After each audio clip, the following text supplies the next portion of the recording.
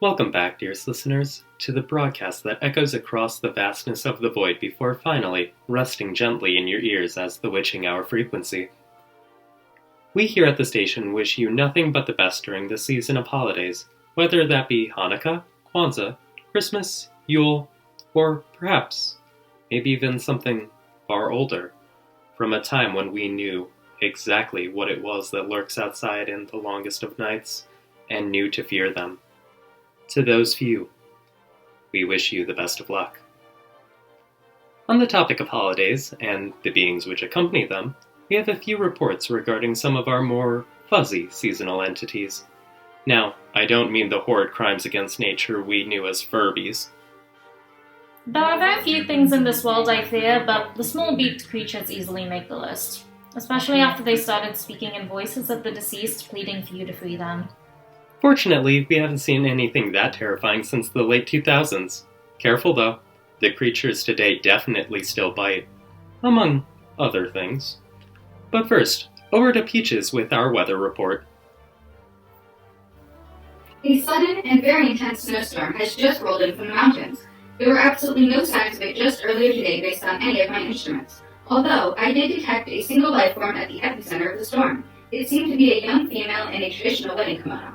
She seemed fairly typical. If anything, she fit what my data claims to be traditionally attractive. My thermal imaging did show, however, that she was somehow colder than the surrounding area. The storm is expected to last throughout the night, so it is advised that you begin to shelter in place, as traveling through such perils has a 90% chance of resulting in your immediate demise. Sounds chilling.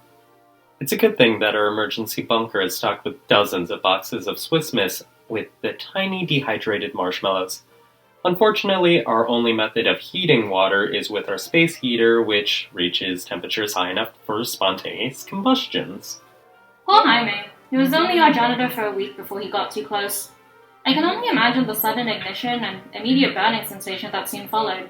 It was like a personal New Year's fireworks show. Speaking of burning sensations, after this year's Krampusnacht, we have learned many things about the beast. First and foremost being his immunity to the flames in your fireplaces. Over to King with more details. Well, first things first, a description of the being we know as Krampus. He stands at an estimated height of 7 feet tall.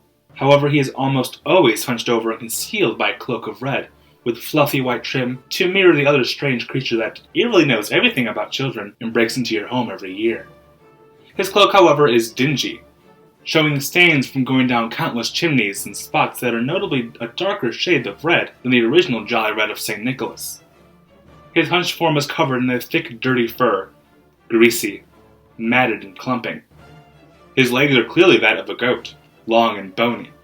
They end in cloven hooves that are overgrown and cracked, likely sharp enough to slice through flesh with the slightest touch. Moving up are his long arms, far too long. Long enough to reach past its knees. They stretch, too. They have been reported to go as far as 6 yards to reach its prey. Then there is its face, a truly ghastly sight. It is nearly human, but all the features are just a little off. Its eyes glow faintly, like the dying embers of fire. Its ears stretched out to small, upturned points. Its nose is fairly long, pointed, and ever so slightly hooked. The most distinctive feature, however, is its mouth, with a row of small needle-like teeth and a writhing forked tongue flicking about. He targets children who misbehave. This can be anything from bullying to simply disobeying your parents. It does not seem to matter, according to researchers, as to whether or not the action that was committed had any malice behind it. He comes for all children that misbehave, and there's little distinction between the severity of the offense in the eyes of Krampus. As for the punishments, he is incredibly proficient with his dark leather whip, but he also uses birch branches to great effect. Once the child has received their punishment, the beast will slowly gather the child and put them into a wicker basket on its back. This may seem like a relief, as the basket appears to only be able to hold a few children at max. This belief is false, however, as the basket has an impossibly large interior. You may fall for quite some time before ever reaching the bottom.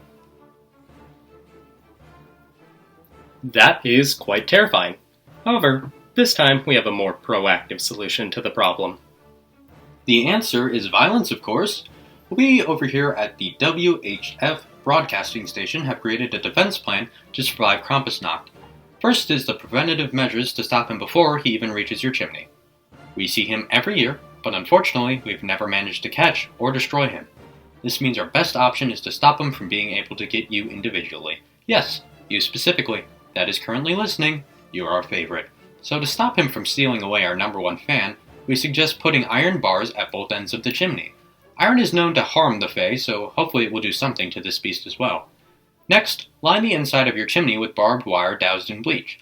We recommend adding a few ornaments for that holiday garland feel because Krampus or not, you still can't have your neighbors showing you up in that winter decor. Finally, keep the Yule log burning throughout the night. It is said that this will keep negative forces from entering your home through the longest night, and awaiting Krampus must feel like forever. Now for a brief update on the Yule Cat. The fluffy ball of murderous intent has last been seen leaping across the rooftop of the shopping mall, probably waiting to see who remembered to buy new clothes. Hopefully you picked up that new sweater because you'll never outrun that bundle of joy. Back to you for more tips. Thank you. Our second tip is to rig up a death house. Anything that does manage to get in won't make it out. Grab a bunch of frag grenades from the local military supply store and go to town painting with the kids to create some holiday-themed ornaments with a pop of color and a bang of shrapnel. Mistletoe is a useful plant that is poisonous, able to be sharpened, and to kill gods. Poor Boulder, we shall see thee again after the end of days. For some other dangerous decor, we suggest the classic man trap disguised as a wreath. Find any way of arming your house to make it impossible to get out once you've broken in. Finally, give yourself an exit strategy. If you can't fight your way out, then you'll need to be able to run your way out. For starters, you'll need some form of armor to protect yourself. We here at the station recommend making makeshift gabson from a nice thick down blanket. This will protect you against the cruel whip of the beast. Next, we have to deal with his arms that will stretch impossible lengths to reach you. For this, we suggest placing small, sharp objects onto the armor, then cover them in salt, a natural spirit deterrent and generally painful in wounds, and lemon juice for extra burn. Now that you're decked out like the hall, you can begin setting up a secret bunker to hide in until morning. Remember, in a pinch, hot cocoa is an effective single-use weapon if you aim it at the face. What's that? Urgent Yule Cat report? Let's head back over to our Yule Cat tracker for the latest news. The Yule Cat has been spotted playing with telephone lines like little strings. It truly is adorable and also horrifying as it cuts one of our last lines of communication off. But look at him go. It's so cute.